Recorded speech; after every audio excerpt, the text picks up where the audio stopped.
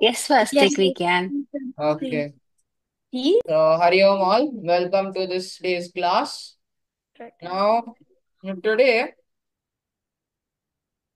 I'll, uh, I'll just say the verses before this.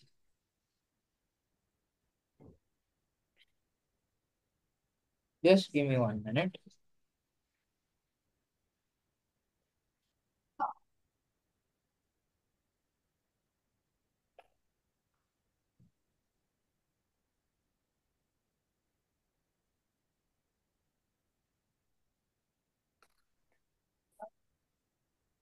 Yeah.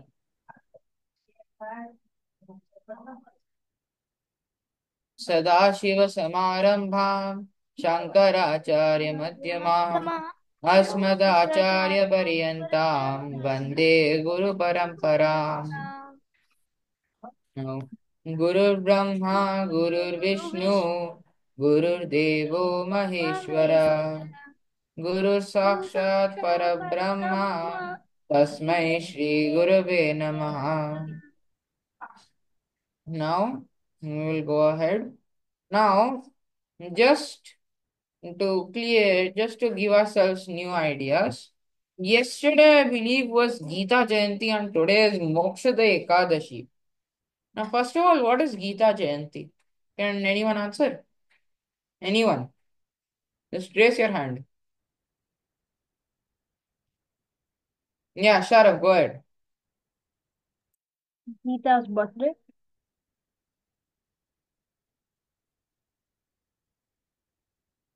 Bhagavad Gita's birthday. Yeah, that's correct. Now, what is Mokshada Ekadashi? Can anyone answer? Anyone tried finding out what is Mokshada Ekadashi? Yeah, who? Okay. No one? Really? Okay. Maybe another name of Gita Jayanti. No, it's not Can I another say? name. So it's somewhat close. Can anyone tell me what Hindu month we are in currently? Hindu month, not current month. We know we are in December.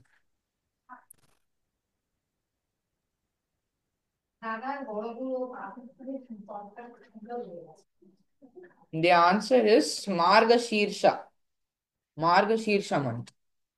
And if the senior students remember, Margashirsha is actually one of the vibhutis of the Lord. Because Vishnu is Margashirsha of all the months.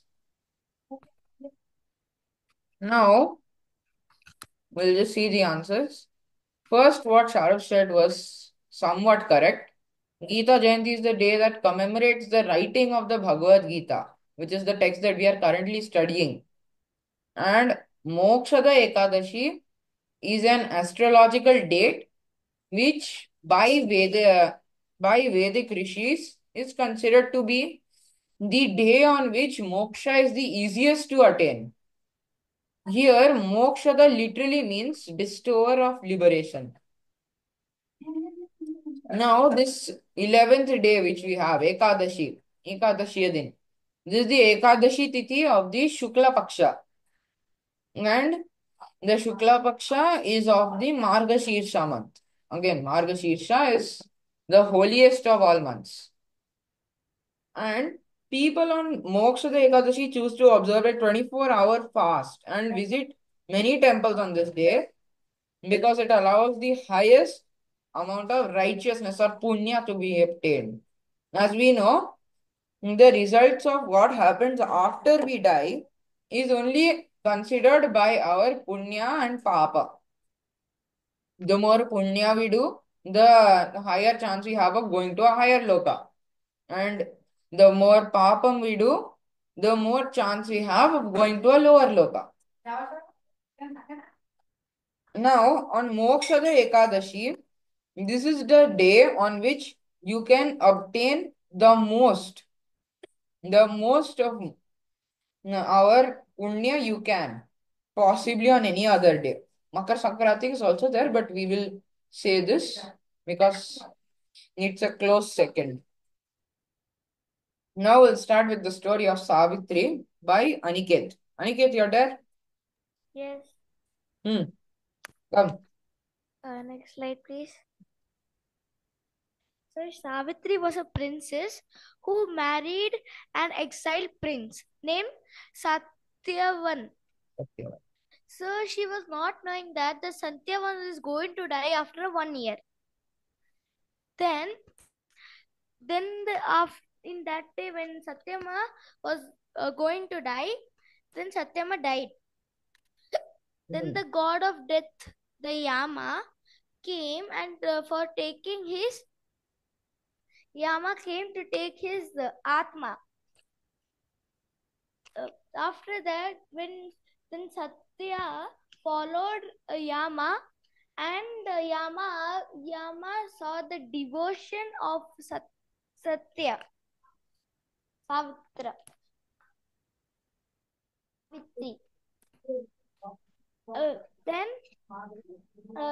Then Yama gave one wish. Yama told that I'll only help you for one wish. Then the Savitri told, I want many children. Then the Yama told, it can't be possible. Then the Savitri told, if I want a children first, then I also need a Satyavan. Then only I can get children, right? So Savitri, by her intelligence, she got Satyavan also, and many children also. Thank you. Very good story, Aniket.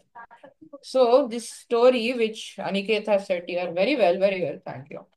Very good. Now, Savitri was a princess who married an exiled prince. What is exile? Out from the Sent away from the kingdom. away from the kingdom. When you are Sent away kicked out from of the kingdom for treason or any other crime. So, because of his name was Satyavan. Now, Savitri married him without knowing that he was prophesied to die just the next year. So, Savitri and Satyavan were traveling in a forest. And while in this forest, Satyavan tragically meets his death. And after meeting his death, he's starting to then his soul is slowly taken away by Yama, who had arrived. But then Savitri tells Yama her her husband cannot die and he will not die because she will protect him. Now Yama here says that he cannot allow that as he is already dead. But she insists on letting him live. Now Yama, impressed by her devotion to her husband, states that he will give her any one boon that she requests. And Savitri says that I wish for many children. Now Yama said that this is impossible. As you are a widow, no one will want to have children with a widow. And that's why she said, and if no one wants to have children with a widow, only the husband of the widow will want to have children with her. And so, by this method, she was able to get Satyavan back and not let him die. So, this is a classic case of Indian brains, as we might say. Now, we'll go on to verse 10.15 by Sharaf. Sharaf, go ahead. Yes. Can you hear me? Okay. I would request all of you to repeat after me. स्वयमेवात्मनात्मानं स्वयमेवात्मनात्मानं Itnadhumayam वेत्ता वेत्थत्वं पुरुषोत्तम वेत्त्वं पुरुषोत्तम भूतभावन भूतेश भूतभावन भूतभावेश भूतेश भूतेश देवदेव जगत्पते।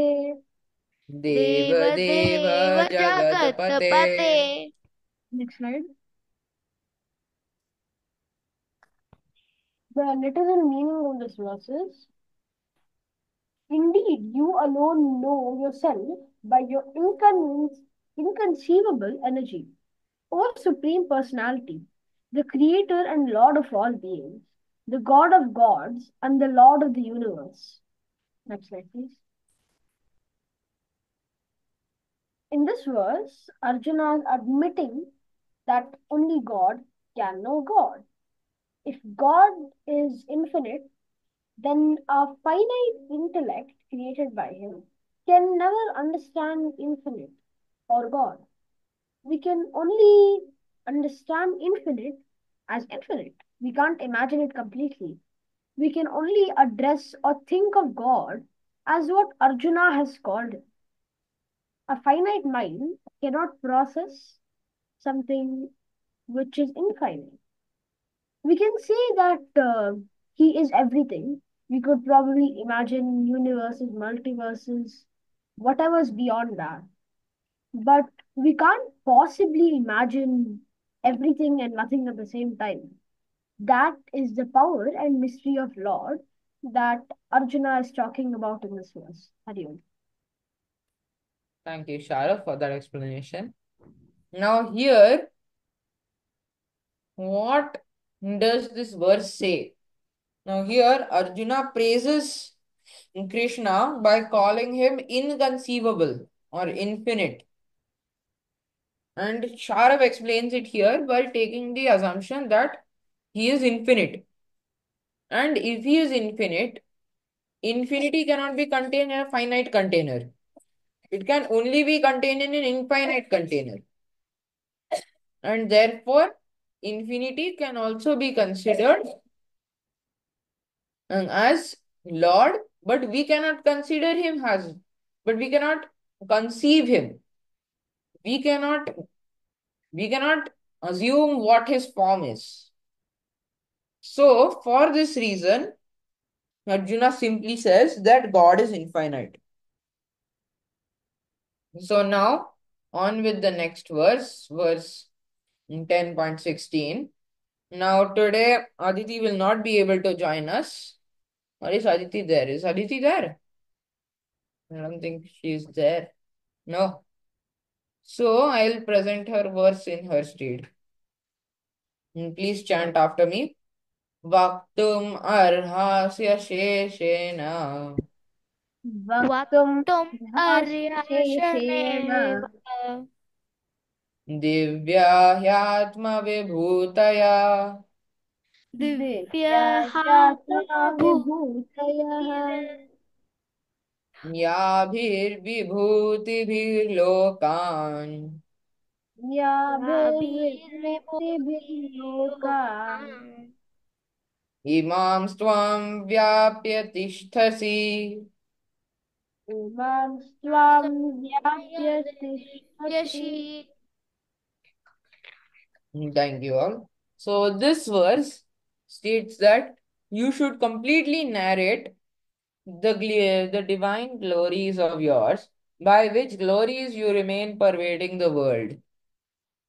Now, here, here there are 5 explanations. There are Chamakam part, which is asking favors. Vaktum arhasi, you should teach me. Atma vibhutaya, your glories or manifestations. Divya, extraordinary ones. Yabhi vibhutihi, with such extraordinary glories, you pervade the whole creation and remain. Now, here, what he says is, tell me your most extraordinary glories which let you remain in creation. Now, what does this try to refer to?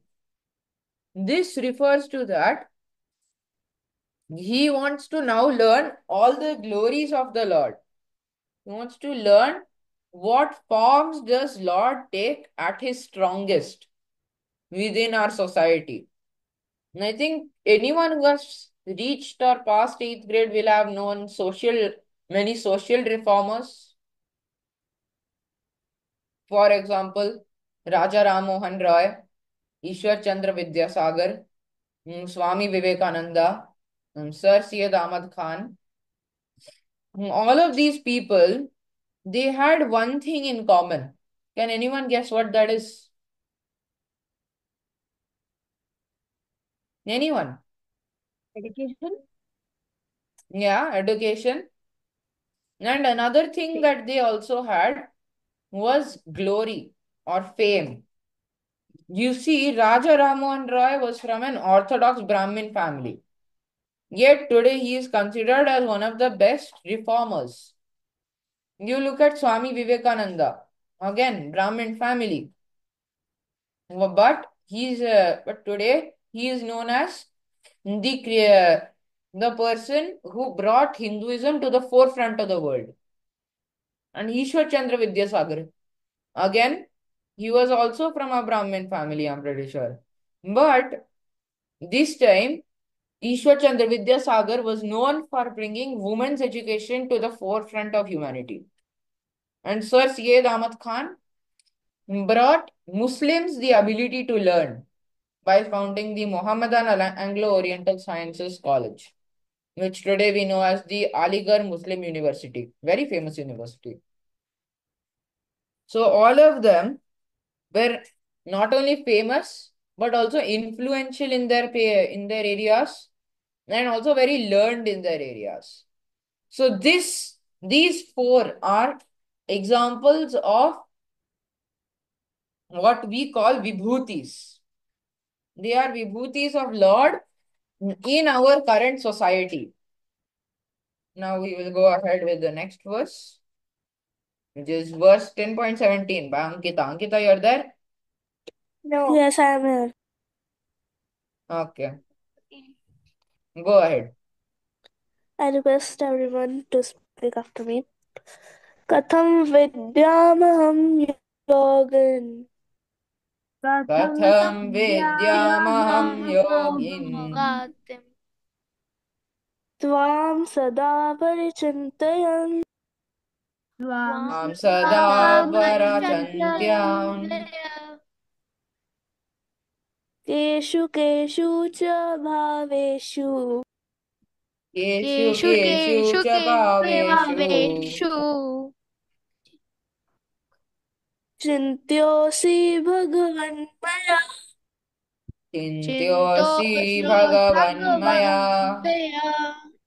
The short meaning of this verse is, O Lord of all powers, constantly thinking of you, how can I know your true nature?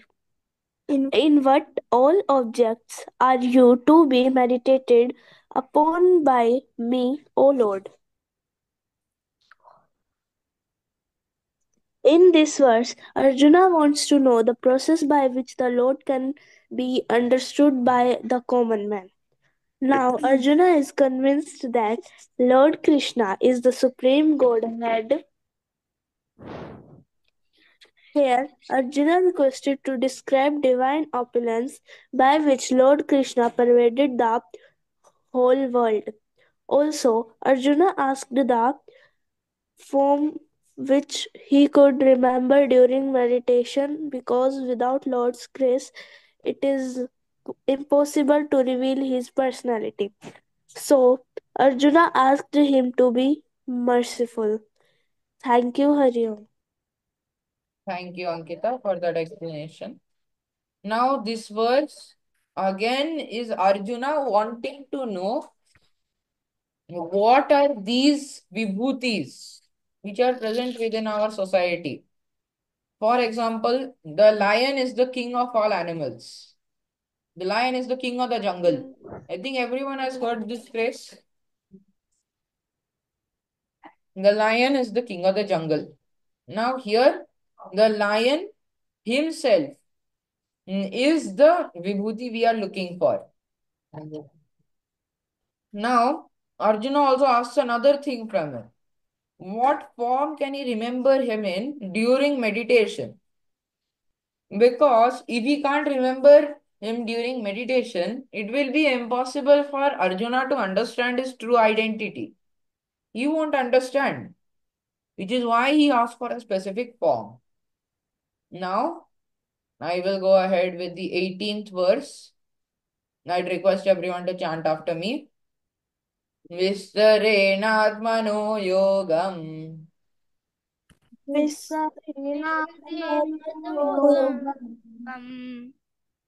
vibhutim ja janardana विभूतिं च जनार्दन भूय कथन कथया तृप्ते भूय कथया तृप्ति ईशिणीवतो नास्ति मे मृतम्. हि शिवीनुत यासि मित्यम्. Now, this verse literally translates to tell me again in detail your divine glories and manifestations, O Janardana. I cannot, I cannot resist hearing your nectar. Now, here, this verse, which is given by Arjuna, now sets us off on a new path, on which we should be very alert and should be very thorough with. Here, Arjuna asks our beloved Madhusudana to explain his different vibhutis in detail. He claims that he can never tire of hearing his nectar. Now, here, a few literary devices are used. First, Arjuna calls Krishna Janardana, or literally a person asked for advice on relief. This is because whenever Arjuna used to fall into tragedy, Krishna was always there to pull him up. When Arjuna and his brothers went into exile, at that time, Krishna looked after them, not by literally staying next to them, but by much rather watching over them. And he was actually the reason that they got Draupadi's hand in marriage. I think if anyone can remember, in the Mahabharata, when Karna was able to pick up the bow and he was going to take the shot towards the fish's eye. At that time, Krishna had actually objected towards him marrying Draupadi because Draupadi was a princess and the son of a charioteer could not be the husband of a princess. So, because of this, Karna actually never got Draupadi's hand in marriage, and her hand in marriage was much rather gone to Arjuna and his four brothers. Now, another one is where he literally addresses Krishna's words as nectar. Here, if you see, I have added another name for Krishna, which is Madhusudana. Sudana means voice, Suda, and Madhu means honey, means the one whose voice is like honey or nectar. This nectar here is given because it was said that whenever Krishna spoke, it was like nectar flew out of his mouth. People would be very pleased hearing his voice. Can anyone tell me why? Because Anyone? of his wisdom. Hmm? Because of his wisdom. Wisdom, and also because of the way he spoke. If you ever look at how he speaks, he never speaks too formally and he never speaks too informally. He always spoke as if every conversation was semi-formal. And so he was also said to have a very soothing voice. Now, this is actually a hyperbole for his beautiful words which he speaks. Now, hyperbole is basically where a person exponentiates how good an object is. Thank you all for listening to me. Hari Om. Now, I'll ask Moksha to do this verse. Last 10.19. Moksha, you're there? Hmm. Hari Om Shri भगवानुवाच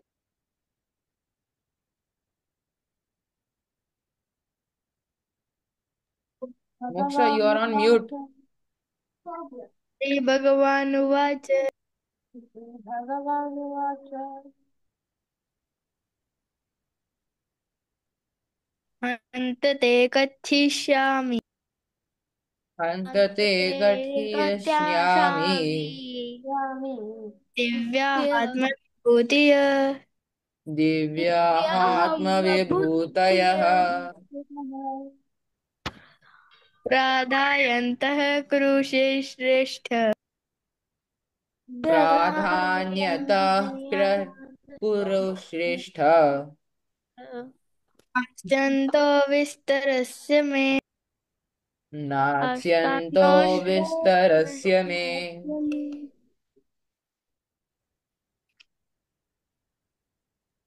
The short meaning of this verse is the Lord Krishna replied, O Arjuna, I shall tell you the main divine glories of mine because there is no limit to my manifestation.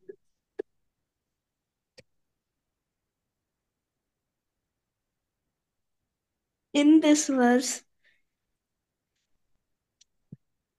l-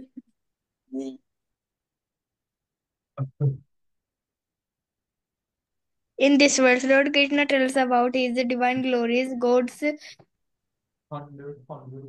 God's power power. and wealth are unlimited. Actually, everything about him is unlimited. He had unlimited forms, unlimited names, unlimited power. Therefore, Lord Krishna says here that he will only be describing a small fraction of his glories, and Arjuna is the one of the most blessed persons on earth who is best Kuru in the eyes of Lord. Hari Om. Thank you, Moksha.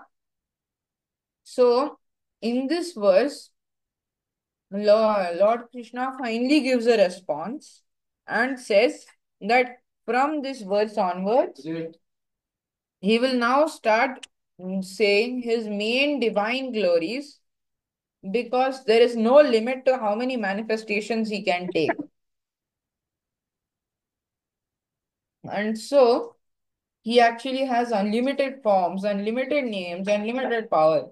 Because if you know, for the people who have read 11th chapter, his Vishwarupa had the faces of everyone, if you remember.